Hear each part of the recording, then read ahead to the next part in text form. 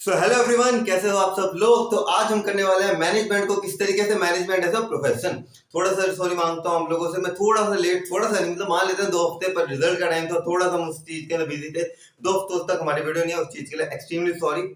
लेकिन अब हम आ चुके हैं एकदम धाकड़ तरीके से सिलेबस पूरा कंप्लीट करने के लिए। तो चलिए शुरू करते हैं। आज हम क्या देखने वाले हैं, management as a profession. Management as हम साइंस हम देख कर चुके हैं, मैनेजमेंट एज आर्ट हम कर चुके हैं। बारी है लास्ट पॉइंट को करने की, जो कि है मैनेजमेंट एज अ प्रोफेशन। और ये सबसे बड़े पॉइंट भी इस तरीके से, वैसे देखा जाए जनरली आप लोगों को बात बताऊं, ये टॉपिक जनरल एग्जाम्स में नहीं आता है, जनरल एग्जाम्स में नहीं आता है। लेकिन सीबीएसई है यार, कभी भी किसी का भी मूड चेंज हो जाता है, सीबीएसई वालों का तो बहुत मूड चेंज होता है। मुझे पर्सनली बताऊं, बिजनेस का पेपर जनरली देखा जाए सीबीएसई रात को 8 बजे के बाद ही बनाती है। तो मैं मूड का कुछ नहीं कह सकता, तो हमें हर एक पॉइंट को अच्छे तरीके से करना है। और आपको भी पता है, पूरे YouTube के अंदर अगर कोई चैनल है जहां पे आपको लिखने का तरीका पता चलता है, तो वो हमारा ही चैनल है, जहां पे मैं अच्छे से डिटेल नोट्स बनवाता हूँ, जैसे आपको पता चल सकेगा आप अच्छे से कैसे अपने चीजों को कर सकते हो। तो चलिए शुरू करते हैं। Management as a profession. Okay, management as a profession. तो अब सर सबसे पहले प्रोफेशन क्या होता है। सर ये वर्ड सुना सुना सा लग रहा है। मैंने कहा हाँ, क्लास 11 आपने अभी भी करके आए हो। कहता हाँ जी सर, क्लास 11 के अंदर आप लोग एक डिफरेंशिएशन पढ़ते हो, उनमें से एक डिफरेंशिएशन का पॉइंट होता है प्रोफेशन के अंदर। मतलब प्रोफेशन बिजनेस के अंदर जब आप डिफरेंशिएशन करते हो, तो उसके अंदर आपको पता चलता है प्रोफेशन क्या होता है। प्रोफेशन सर आप कहोगे सर जैसे हमारा डॉक्टर हो गया सर, मैंने कहा हाँ, लॉयर हो गया सर, मैंने बिल्कुल सही है। तो भाई क्या है ये, डॉक्टर है, लॉयर है, सीए है, सीए वाले भी बहुत सारे होंगे। सर ये है क्या, मैं कहता हूँ ये सारे के सारे क्या हैं, ये सारे के सारे प्रोफेशन है। ये सारे के सारे क्या है, मैं साथ साथ रिपीट करो, क्या है, ये सारे के सारे प्रोफेशन है।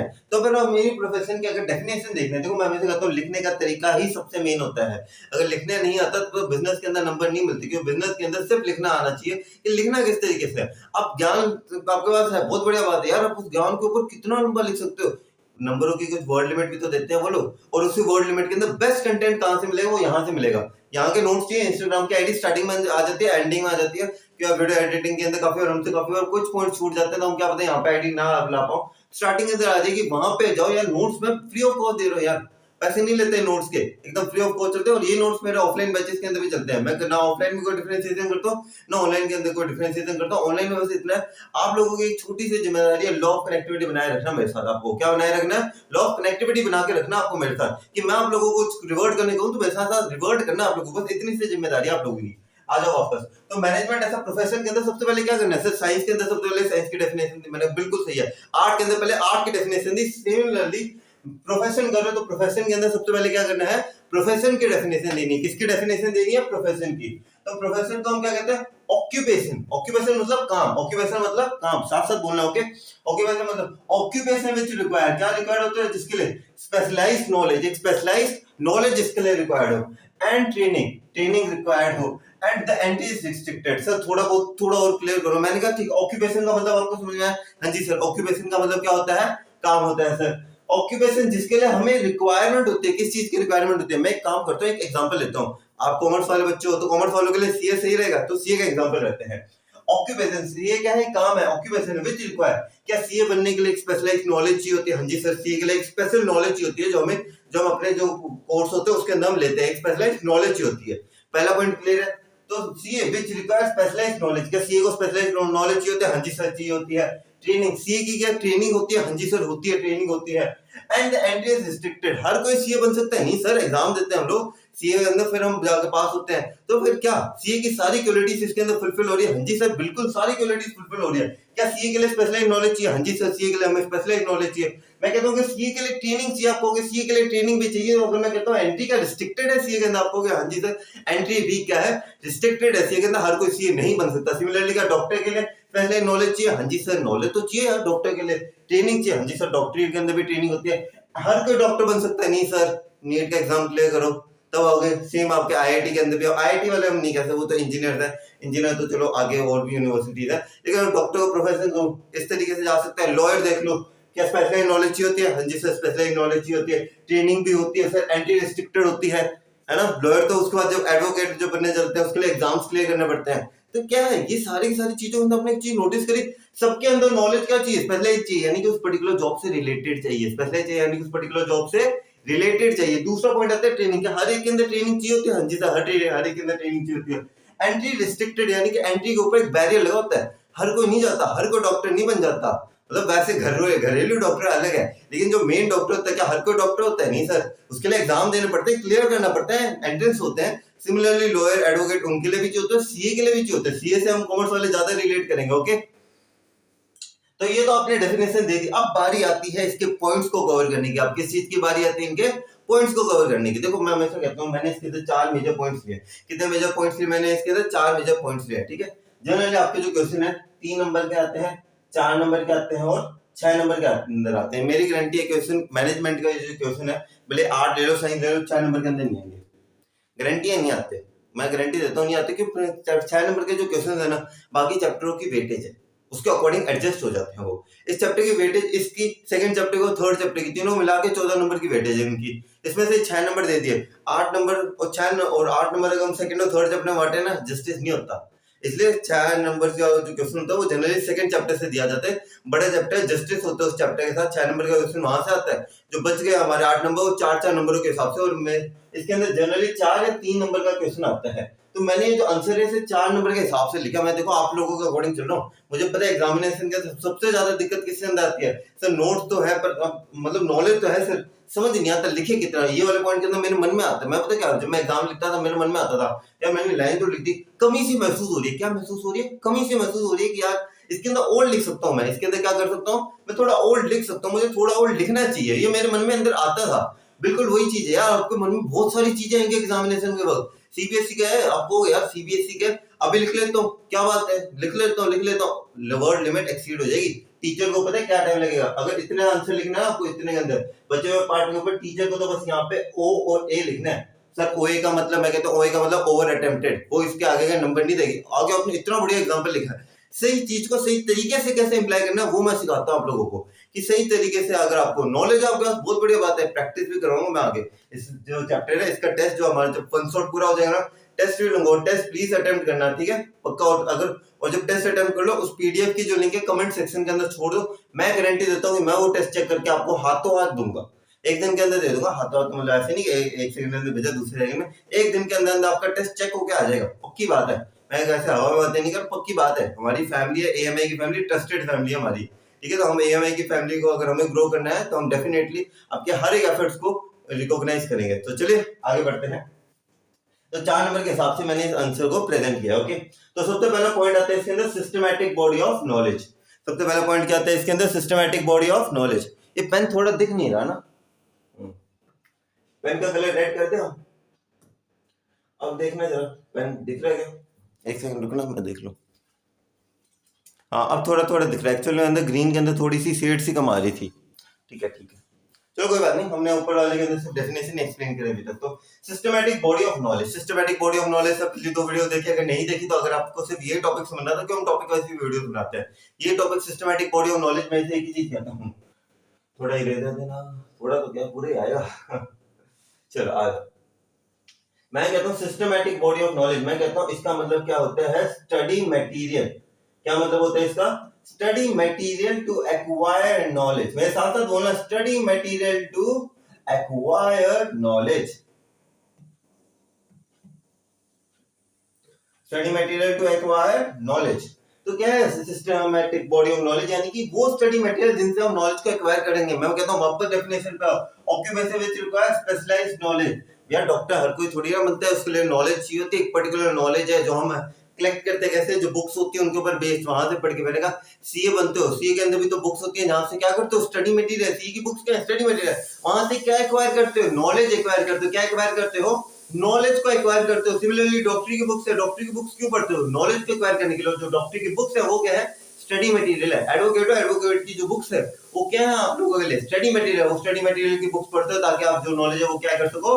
एक्वायर कर सको। ओके, तो study material to acquire knowledge. Systematic body of knowledge का क्या मतलब होता है? वो स्टडी मटेरियल जहां से हम नॉलेज को क्या कर सकते हैं? एक्वायर कर सकते हैं। पहला पॉइंट देखिए इसके अंदर क्या आता है? Organised systematic study material available to acquire the knowledge of both profession as well as management. मैं कहता हूं सुनो यार, अभी घंटी भी मार रहा है कोई। मैं पता है जब भी मैं वीडियो रिकॉर्ड करता हूँ, मैं जनरली रात को करता हूँ। आज जब भी मैं वीडियो रिकॉर्ड करता हूँ, कोई ना कोई आएगा पड़ोसी, पड़ोसियों को यहाँ पे खबर पड़ती है मेरे, कोई ना कोई तो आ रहा है। चलो कोई बात नहीं, वापस आ जाते हैं हम। अगर कोई साउंड आ जाए ना पीछे से, अगर टिंग टोंग की भी ऐसे कुछ भी, तो प्लीज थोड़ा सा इग्नोर करना, ओके प्लीज। तो मैं कहाँ पे था, हाँ, और सिस्टमैटिक बॉडी ऑफ नॉलेज। आ जाओ कंपेयर करते हैं, एक डॉक्टर को लेते हैं, एक मैनेजर को लेते हैं, किन दोनों को लेने, तो आपको रियल लाइफ एग्जांपल वहीं से कंपेयर करूंगा। एक डॉक्टर ले लिया मैंने, एक साथ साथ क्या ले लिया मैंने, एक मैनेजर ले लिया, ठीक है। हमारे पास दो जने, एक डॉक्टर दिख नहीं रहे, मुझे दिख रहे हैं, ओके। एक डॉक्टर है, एक मैनेजर है, ठीक है। मैं पूछता हूँ क्या डॉक्टर भाई, मैं डॉक्टर से पूछ रहा हूँ कि डॉक्टर भाई साहब आपके पास जो नॉलेज है वो आपने कहाँ से ली? डॉक्टर भाई साहब क्या बोलेगा, सर देखिए हमारी जो डॉक्टरी की नॉलेज है ना, यहाँ पे बुक्स है मेरे पास डॉक्टरी की, मैंने डॉक्टरी की बुक्स पढ़ी, एमबीबीएस के अंदर जो बुक्स मिलती है मैंने वो पढ़ी है, वहां से सर मैंने डॉक्टरी की नॉलेज को क्या किया, एक्वायर किया। मैंने कहा बहुत बढ़िया। मैं मैनेजर के पास गया, मैंने कहा मैनेजर साहब आप बताइए कि आपने मैनेजमेंट की नॉलेज कहाँ से एक्वायर करी है? वो कहेगा सर देखिए मैंने मैनेजमेंट की जो बी प्रिंसिपल्स हैं जो आपके क्लास 12 के अंदर सेकंड चैप्टर के अंदर आते हैं वो भी मैंने करे, साथ साथ मेरे पास मैनेजमेंट की बुक्स हैं सर, तो मैं मैनेजमेंट की बुक से पढ़ के मैंने सर मैनेजमेंट की नॉलेज को एक्वायर किया। मैं अब यहाँ पे मैं वापस आ चुका, अब मैं आपका एजुकेटेड ही हूँ, ठीक है। आपने देखा यहाँ से मैनेजमेंट मैनेजर साहब ने कहा कि सर हमारे पास मैनेजमेंट की बुक्स हैं जहां से मैं मैनेजमेंट की नॉलेज को एक्वायर करता हूँ। डॉक्टर साहब ने क्या कहा, डॉक्टर साहब कहते सर देखिए मेरे पास डॉक्टरी की बुक्स है, मैं डॉक्टरी की बुक से यहाँ पे नॉलेज ले लेता हूँ, और जो भी मतलब जो डॉक्टरी की बुक्स है एमबीबीएस के अंदर जो भी बुक्स होती है वहां से मैं डॉक्टरी की नॉलेज लेता हूँ। मैंने कहा बिल्कुल सही है, क्या इन दोनों ने सेम चीज परफॉर्म करी? हाँ जी सर, मतलब बुक्स नॉलेज अलग अलग इकट्ठी करी, पर क्या मीन्स वाले के इन दोनों ने नॉलेज इकट्ठी करी? हाँ जी सर। क्या इन्होंने स्टडी मटेरियल से नॉलेज को एक्वायर किया? हाँ जी सर। तो आ जाते हैं वापस, organised and systematic study material, यानी कि क्या ऑर्गेनाइज्ड और सिस्टमैटिक स्टडी मटेरियल, एकदम correct study material is available to acquire the knowledge. Study material acquire है, नॉलेज को एक्वायर करने के लिए बहुत प्रोफेशन डॉक्टर के पास थी, हाँ जी sir, as well as management manager के पास थी, हाँ जी सर। तो हम इससे क्या कंक्लूड करेंगे, सो this feature of profession is present in management. तो ये फीचर तो सर प्रेजेंट है, तो ये फीचर तो सर प्रेजेंट है, ये लाइन लिखनी बहुत ज्यादा इंपॉर्टेंट है गाइस। मैं बार बार कह रहा हूँ कि देखो आप अगर ऊपर वाला पॉइंट लिख दो, ये पता आप एक थ्योरी की एक्सप्लेनेशन दे रहे हो, आप जब थ्योरी की एक्सप्लेनेशन देते हो ना अपने साइंस के अंदर क्लास 10 के अंदर जब वो प्रैक्टिकल कॉपियां बनाते होगे, उसके अंदर पता है आप लिखते थे इंट्रोडक्शन लिखते थे, एम लिखते थे, सॉरी एम लिखते थे, एम, फिर वो मटेरियल रिक्वायर्ड, कंटेंट लिखते थे, लास्ट के अंदर कंक्लूजन लिखते थे। कंक्लूजन क्यों लिखते थे? क्योंकि आप समाधान दे रहे हो कि सर हम थ्योरी ड्राइव कर रहे हैं, ये भी आपकी थ्योरी है कि मैनेजमेंट को हम प्रोफेशन कह सकते हैं या नहीं कह सकते। थ्योरी है बॉस, ये क्या है, ये बॉस थ्योरी है, थ्योरी के हिसाब से चलना है, हमें किस हिसाब से चलना है, ये थ्योरी है ना मैनेजमेंट एज अ प्रोफेशन की, इस थ्योरी को एक्सप्लेन करना, तो ये पॉइंट लिखने पड़ेंगे कौन से, सो this feature of profession is not present in management, ये पॉइंट लिखने पड़ेंगे। तो ये तो आपका पहला point systematic body of knowledge, जिसके अंदर हमने कहा कि डॉक्टर के पास भी अवेलेबल है, मैनेजर के पास भी अवेलेबल है, वो स्टडी मटेरियल जहां से वो नॉलेज को एक्वायर कर सकते हैं, तो पॉइंट प्रेजेंट है। ओके, अगले पॉइंट पे आ जाते हैं। अगला पॉइंट हमारे पास रिस्ट्रिक्टेड एंट्री और सर्विस मोटिव, दोनों पॉइंट्स एक साथ करते हैं, ठीक है। आ जाओ रिस्ट्रिक्टेड एंट्री, मैंने जैसा आपको पहले कहा, मैं कहता हूँ कि भैया देखो मैं डॉक्टर साहब से पूछूं, ठीक है, डॉक्टर साहब प्रेजेंट है, इमेजिनेशन करो, ठीक है, हमारे डॉक्टर साहब प्रेजेंट है, मैं कह रहा हूँ डॉक्टर साहब अब डॉक्टर कैसे बने? वो कहते हैं कि सर देखिए जब मैं क्लास 12 मैंने पास आउट करी, मैंने नीट की तैयारी करी, मेरा नीट क्लियर हो गया, उससे मैं एमबीबीएस के अंदर गया, मैंने कहा, और मैंने कहा बहुत बढ़िया सर। उसके बाद सर मैंने उसके बाद एमबीबीएस की पढ़ाई करी, उसके बाद और मैंने एक और होता है, मैं थोड़ी एमबीबीएस की नॉलेज नहीं है, डॉक्टर साहब नहीं करे, मैं कह रहा हूँ उन्होंने तो उन 5 साल के बाद मेरे सबसे 3 साल का अलग से कोर्स होता होगा, आप लोगों को डॉक्टर फ्रेंड्स हो तो प्लीज कंफर्म कीजिएगा, तो वापस डॉक्टर के करेक्ट कर दोगे डॉक्टर। तो चलो बात चेंज करें, डॉक्टर कह रहा था कि देखिए सर मैंने एमबीबीएस मैंने अपनी 11वीं करी साइंस स्ट्रीम से, उसके बाद मैंने एमबीए नीट का पेपर दिया, नीट क्लियर हुआ, और नीट के बाद मैंने एमबीबीएस की डिग्री करी, उसके बाद मैं अब डॉक्टर बन चुका हूँ। मैंने कहा कि चलो बहुत बढ़िया है सॉरी, मैंने कहा चलो अच्छा, तो आपने एक एग्जाम को क्लियर किया, मैं कह रहा हूँ कि अच्छा ये मेरा भतीजा है, मेरे कोई भतीजा है अभी पैदा हुआ है, हाँ इसे भी डॉक्टर बनना है, तो इसे भी ये भी आ सकता है ना सर? नहीं सर, आपको एंट्रेंस एग्जाम को क्लियर करना पड़ेगा। क्या करना पड़ेगा आपको? एंट्रेंस एग्जाम को क्लियर करना पड़ेगा सर। मैंने कहा अच्छा एंट्रेंस एग्जाम को क्या करना पड़ेगा? क्लियर करना पड़ेगा, यानी कि क्या है एंट्री पे रिस्ट्रिक्टेड है। वो कहते बिल्कुल सही है, ठीक है। मैं अपने मैनेजर दोस्त के पास गया, मैंने कहा मैनेजर साहब आप अगर मेरा छोटा बच्चा है, कोई तो मेरा नहीं मेरे भतीजे है, उसे भी डॉक्टर बनना है, तो डॉक्टर सॉरी मैनेजर बनना है, तो वो क्या करे? मैनेजर साहब देखिए सर, मैनेजर अगर आपको मैनेजर बनना है तो आपके लिए बस बहुत सिंपल चीज है, मैनेजर आपको हर कोई व्यक्ति मैनेजर बन सकता है। मैंने कहा है हर कोई व्यक्ति मैनेजर बन सकता है? हाँ जी सर, हर एक व्यक्ति कोई भी व्यक्ति हो वो मैनेजर बन सकता है, पर सर एक शर्त है उसके अंदर। मैंने पूछा क्या क्या शर्त है उसके अंदर? कहता सर देखिए मैनेजर हर वो व्यक्ति बन सकता है जिसके अंदर मैनेजमेंट की स्किल्स प्रेजेंट हो। ऐसे तो कंपनी वाले भी पागल हैं जो हर किसी को मैनेजर बना देंगे, पर मैनेजर बनने के लिए कोई स्पेशल रिस्ट्रिक्टेड एंट्री नहीं होती, कोई एंट्रेंस नहीं होता। बस उस बंदे के अंदर उस चीज की कला होती है कि मैनेजमेंट एक आर्ट है। हमने पिछली वीडियो के अंदर देखा है, रजत सर की वीडियो से मैंने सीखा है। रजत सर की वीडियो नहीं देखी तो यहाँ पे आ जाएगी। तो सर देखिए, मैनेजर बनना है, मैनेजर कोई भी बन सकता है, लेकिन मैनेजर बनने के लिए आप लोगों को स्किल्स होनी चाहिए। मैंने कहा अच्छा सर, तो इसके अंदर एंट्री रिस्ट्रिक्टेड नहीं है? नहीं सर, हर कोई भी बंदा मैनेजर बन सकता है, लेकिन उसके अंदर सिर्फ एक चीज होनी चाहिए, स्किल्स होनी चाहिए मैनेजर की। वरना कोई भी कंपनी ऐसे किसी मैनेजर को नहीं रखेगी जिसके अंदर स्किल्स ना हो। मैंने कहा okay sir, thank you very much. तो आपने दोनों जनों की बात सुनी। डॉक्टर साहब ने कहा कि देखिए मेरी जगह तो एंट्री रिस्ट्रिक्टेड है, पर मैनेजर साहब ने कहा मेरी जगह एंट्री रिस्ट्रिक्टेड नहीं है। हर कोई बन सकता है मैनेजर, पर एक शर्त है, स्किल होनी चाहिए उसके अंदर। वरना कंपनी भी थोड़ी ना ऐसे घिसे पिटे मैनेजर को रखे, कोई स्किल ही नहीं है मैनेजर की, नाम का मैनेजर रखा हुआ है, कंपनी में नहीं रखेगी ना। पर एक चीज है, इसके अंदर रिस्ट्रिक्टेड एंट्री नहीं होती है। ये पॉइंट जरूर मेंशन करना कि मैनेजर के अंदर रिस्ट्रिक्टेड एंट्री नहीं है, हर कोई मैनेजर बन सकता है, लेकिन एक चीज है उसके अंदर आपके पास स्किल्स जरूर होनी चाहिए। Entry is restricted in profession. Profession के अंदर एंट्री क्या होती है? रिस्ट्रिक्टेड होती है। whereas there is no restriction in management। कोई भी रिस्ट्रिक्शन नहीं होती मैनेजमेंट के अंदर। and any person having the managerial skills, जिसके अंदर भी मैनेजमेंट की स्किल्स प्रेजेंट हो, कैन बिकम अ मैनेजर, वो मैनेजर बन सकता है। फॉर एग्जाम्पल, एक एग्जाम्पल दिया हम लोगों ने, if you want to become a doctor, अगर डॉक्टर बनना है, अगर आपको क्या बनना है? डॉक्टर बनना है। The person need to clear exam and get the MBBS degree. ऐसे कोई डॉक्टर नहीं बनता, डॉक्टर बनने के लिए डिग्री चाहिए होती है। सो this feature of profession is not present in management. तो हम क्या कह सकते हैं? डॉक्टरी करनी है तो एंट्रेंस क्लियर करो। मैनेजर बनना है, एंट्रेंस कोई नहीं है, पर अच्छी स्किल्स होनी जरूरी है, तभी मैनेजर बन पाओगे। अगला पॉइंट आता है इसके अंदर सर्विस मोटिव का। अगला पॉइंट इसके अंदर किसका आता है? सर्विस मोटिव का। थोड़ा करने है, हाँ अब सही। अभी थोड़ी विंडो अपडेट हुई है मेरी नहीं, सॉरी इसकी। हाँ चलो, हाँ अगला पॉइंट है, अगला पॉइंट आता है हमारे पास सर्विस मोटिव। मैं कहता हूँ अब वापस आ जाता है हमारे पास डॉक्टर साहब और मैनेजर साहब। आप देखो ये भेजेंगे नहीं हम इनसे पूरा करवाएंगे काम, ठीक है? तो हमारे यहाँ पे आपके यहाँ डॉक्टर साहब, ओके? तो डॉक्टर साहब एक चीज बताइए, आप जब भी काम करते हो आपका मेन मोटिव क्या होता है? आप मतलब आप जब काम करते हो आपके मन में मेन चीज क्या आती है कि मुझे काम किस तरीके से करना है? देखिए सर सॉरी, देखिए सर, मैं जब भी काम करता हूँ, मैं एक डॉक्टर हूँ, मेरे डॉक्टर होने के लिए मैं बस एक ही चीज पर फोकस करता हूँ, मेरा सर्विस मोटिव सिर्फ इतना होता है सर कि मैं अपने जो भी क्लाइंट्स हैं उन्हें पूरी डेडिकेशन के साथ सर्व करूँ, उनमें कोई भी किसी भी चीज की कमी ना आने दूं, हर एक चीज उनके तक पहुंचाऊं मैं।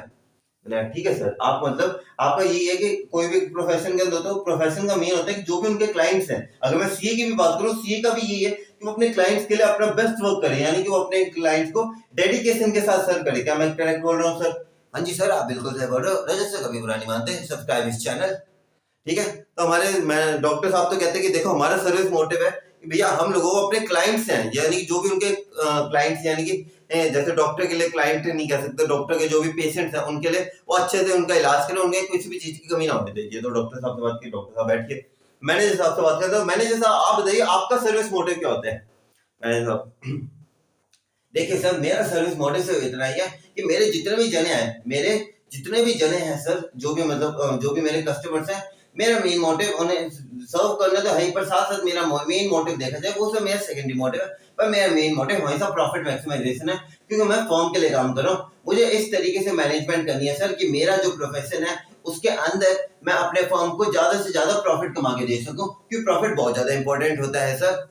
तो आपके हिसाब से देखा जाए आपका सर्विस या मेन मोटिव अगर मैं बात करूं, आपका क्लाइंट्स, आपके जो कस्टमर, उसे डेडिकेशन के साथ सर्व करना तो है ही, पर लेकिन देखा जाए आपका जो मेन मोटिव है और वो है आपका कि प्रॉफिट मैक्सिमाइजेशन, वो आपका सर्विस मोटिव देखा जाए, आप काम करो ताकि आप कंपनी को मेन प्रॉफिट दे सको, वो आपका सेकेंडरी मोटिव है कि आपको जो कस्टमर है उन्हें अच्छे से सर्व तो करने हैं। वो तो हर एक मैनेजर का होगा कि आपके कस्टमर्स को कोई भी किसी भी तरीके की परेशानी ना हो, लेकिन आपका मेन मोटिव है कि आप किसी भी तरीके से आपके जो फर्म है उसके प्रॉफिट मैक्सिमाइज करो।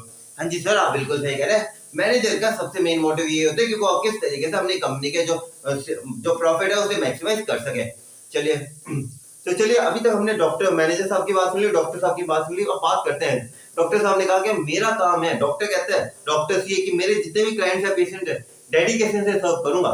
मैनेजर साहब क्या कहते हैं? मैनेजर साहब कहते हैं देखो भैया, मैं फर्म के लिए काम करता हूँ, मेरे लिए फर्म के लिए मैं कहता हूँ कि भैया मेरा मेन मोटिव था प्रॉफिट को किस तरीके से मैक्सिमाइज लेवल तक मैं पहुंचा सकूं।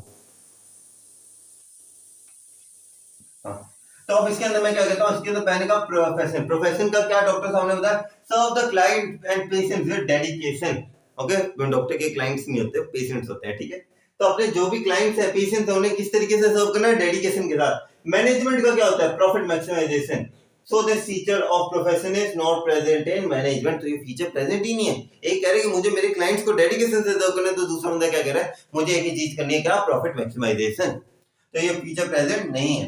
अब हमारा आ जाता है फोर्थ और last point, presence of professional association and ethical codes. Professional associations क्या होती हैं सर, प्रोफेशनल एसोसिएशंस क्या होती हैं। मैं कहता हूं कि देखो, डॉक्टर अगर लॉयर बनना है तो आपको एक चीज पता होगी कि बार काउंसिल ऑफ इंडिया का नाम सुना होगा। हाँ जी सर, ये पिछले बार आया था ना, डिफरेंशिएशन का, पूनम गांधी से जो भी लोग पढ़ते हैं सर, डिफरेंशिएशन का चार्ट आया था, उसके अंदर आके बीच के अंदर ही होता था हमारे प्रोफेसर, उसके अंदर होता था for example medical Council of India डॉक्टरों के लिए, bar council of India lawyers के लिए। तो ये काउंसिल है, ये काउंसिल्स क्या, प्रोफेशनल एसोसिएशन है। जैसे अगर मैं सी की बात करूं, आईसीएआई, ये होता है मेरे हिसाब से आईसीएआई, वो होता है। तो फिर अगर देखा जाए तो फिर ये सारी की सारी क्या है, प्रोफेशनल एसोसिएशन ही तो है। क्या है ये सारी सारी प्रोफेशनल एसोसिएशन है।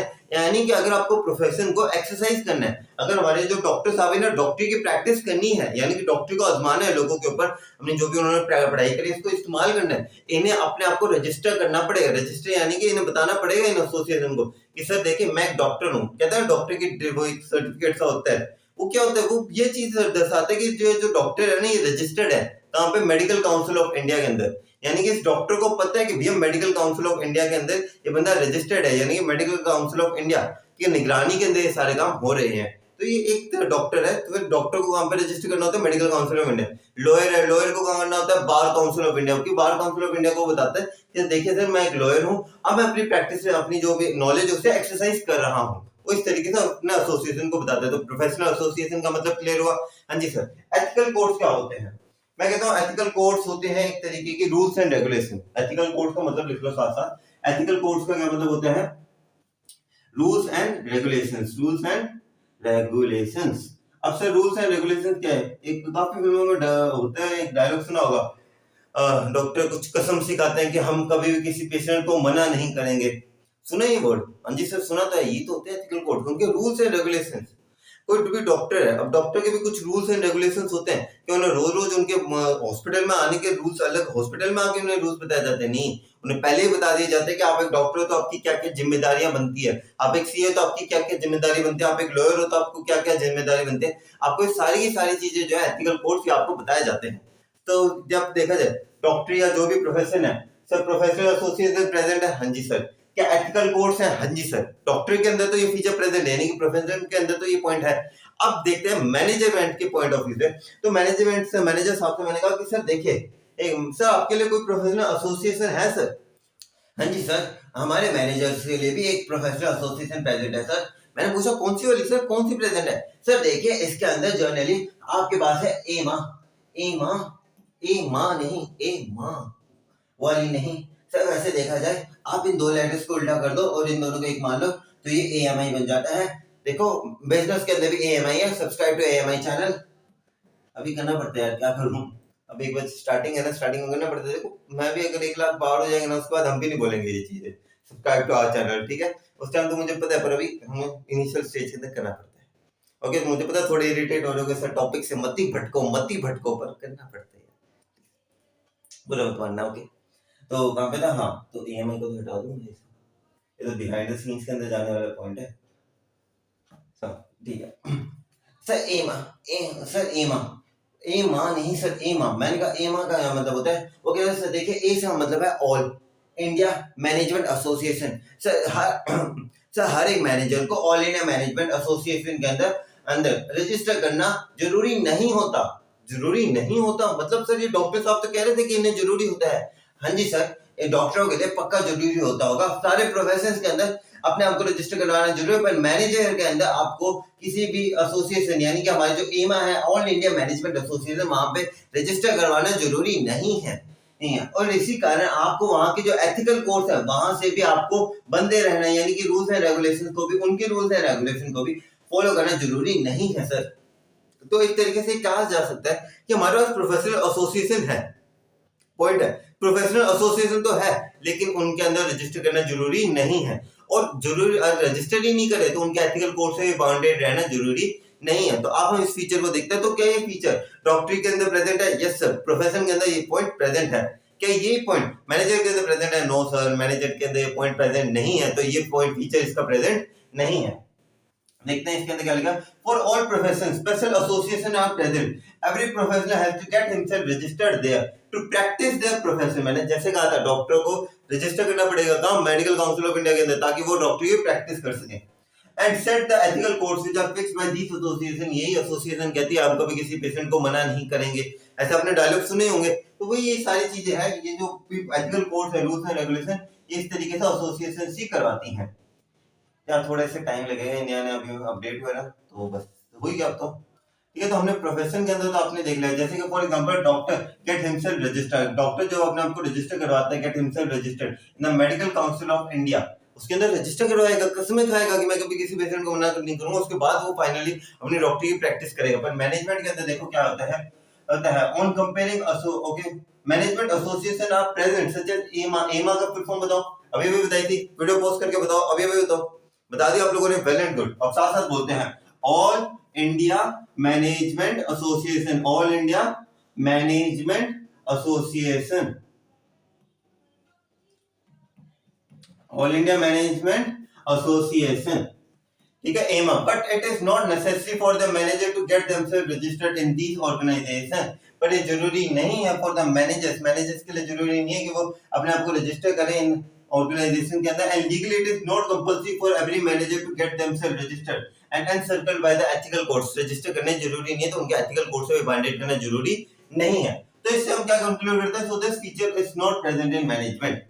तो ये फीचर भी प्रेजेंट में नहीं है। सर कंक्लूजन क्या निकला? सर हमें आपने तो देखा सर, इसके अंदर तो कोई पॉइंट हमें लगा ही नहीं कि प्रेजेंट था। मैंने कहा सिस्टमैटिक बॉडी था। हाँ सर, एक सिस्टमैटिक बॉडी था, 4 पॉइंट्स थे। तो आज रिवाइज करते हैं, 5 मिनट की रिवीजन, पूरा कंप्लीट कांसेप्ट क्लियर हो जाएगा। तो सबसे पहले सबसे पहले प्रोफेशन की definition, occupation which requires specialised knowledge, training and the NDA restricted, जिसके अंदर एनडीए रिस्ट्रिक्टेड हो। ये 3 पॉइंट थे, ठीक है। तो सबसे पहले 4 पॉइंट्स के अंदर हम इसे क्लैरिफाई करते हैं। सबसे पहले सिस्टमैटिक बॉडी ऑफ नॉलेज क्या प्रेजेंट है? जी सर, डॉक्टरी की भी नॉलेज एक्वायर कर सकते हैं, मैनेजमेंट की भी नॉलेज एक्वायर कर सकता है। पहला पॉइंट प्रेजेंट है। दूसरा पॉइंट इसके अंदर आता था रिस्ट्रिक्टेड एंट्री। सर नीट देना पड़ेगा, अच्छे से एंट्रेंस एग्जाम्स को क्लियर करना पड़ेगा। सर यहाँ पे नहीं है, पर यहाँ पे एक चीज है कि मैनेजरियल स्किल्स होनी चाहिए बंदे के अंदर। क्या होनी चाहिए? मैनेजरियल स्किल्स होनी चाहिए बंदे के अंदर, ठीक है। तो दोनों के पॉइंट, तो ये वाला पॉइंट प्रेजेंट नहीं है, ठीक है। तीसरा पॉइंट के ऊपर आ जाते हैं, service motive, serve the client with dedication, profit maximise, मोटा भाई इसलिए पैसा छाप रहे हो, ठीक है। तो ये पॉइंट भी प्रेजेंट नहीं है। लास्ट है professional association and ethical codes, medical Council of India. अच्छा, मैं कभी किसी पेशेंट को मना नहीं करूंगी, ठीक है, ओके। तो आपके अंदर प्रेजेंट एथिकल कोड्स है, यानी कि रूल्स एंड रेगुलेशंस भी है। आपकी बात करते हैं, अच्छा प्रेजेंट तो है, रजिस्टर करवाना जरूरी है। प्रेजेंट जो है उसका नाम बताइए सर। एमा, एमा का क्या मतलब होता है? All India management Association, All India management association नाम होता है। मैंने कहा सही कहा? यस सर, बिल्कुल सही कहा। ऑल इंडिया मैनेजमेंट एसोसिएशन है, उसके अंदर रजिस्टर करवाना जरूरी नहीं है, इसलिए उसके एथिकल कोड से भी बनना जरूरी नहीं है। तो ये फीचर भी प्रेजेंट नहीं है। तो एक ही फीचर प्रेजेंट था, सिस्टमैटिक बॉडी ऑफ नॉलेज। तो एट लास्ट हम क्या कंक्लूड करेंगे? On comparing management can not be termed as an profession. तो ये था आपका मैनेजमेंट एज अ प्रोफेशन का क्वेश्चन। जनरली क्वेश्चन नहीं आते एग्जाम से, नहीं आता। इस चैप्टर के अंदर देखा जाए मैनेजमेंट एस एन आर्ट की जो मैंने करवाया था वो ही आता है इस चैप्टर के अंदर जनरली। पर ये भी आ सकता है कभी बार सीबीएसई 8 बजे के बाद पेपर बनाए, तो हम लोगों को पता नहीं है। So till then stay tuned guys. Okay, तो आज की वीडियो के अंदर बस इतना ही करेंगे। आगे हम और अमेजिंग वीडियोस लेके आ पा रहे हैं। थोड़ा सा लेट हो गया, सॉरी गाइस, पर अब बारी है धमाल मचाने की। तो चलो, और इस तरीके से हम धमाल मचाते जाएंगे यार, चिंता मत करना। ओके, थोड़ी सी वीडियो लेट होगी, अब नहीं होगी लेट। ओके, अभी हम जी तोड़ मेहनत करनी है हम लोगों को। तो ओके, तो सब्सक्राइब कीजिए हमारे चैनल को। एक अच्छी गुड न्यूज ये भी है कि हमारे जो 360 सब्सक्राइबर हैं साक्षी मैम बने हैं। तो साक्षी मैम को हम again thank you so much ma'am, हम हमारे 360th मेंबर बने थे हमारे एएमआई फैमिली के। तो आप लोग भी प्लीज सब्सक्राइब कीजिए चैनल को। हमारे चैनल अभी 360 सब्सक्राइबर्स के ऊपर है, जल्दी से इसे कंप्लीट करते हैं। और 360 को हम जल्द से जल्द 400 के बाद 500, 600, 700, 800 और 1000 का आंकड़ा बहुत जल्दी पार करते हैं। और जल्द से जल्द 1000 को 1 लाख बनाते हैं। और इस एएमआई फैमिली को, अपनी कॉमर्स फैमिली को, एएमआई की जो कॉमर्स फैमिली है, हालांकि फैमिली अभी 11th क्लास में भी जाएगी, अगले साल हम 11th को भी चालू कर रहे हैं। 11th की फैमिली अभी हम 12th क्लास में, हम अपनी इस फैमिली को बहुत बड़ा बनाए। तो प्लीज अपना सपोर्ट बनाए रखिएगा। टिल देन जय हिंद guys, and till then do whatever you want to do man, but don't forget माता पिता एंड भारत माता। जय हिंद गाइस।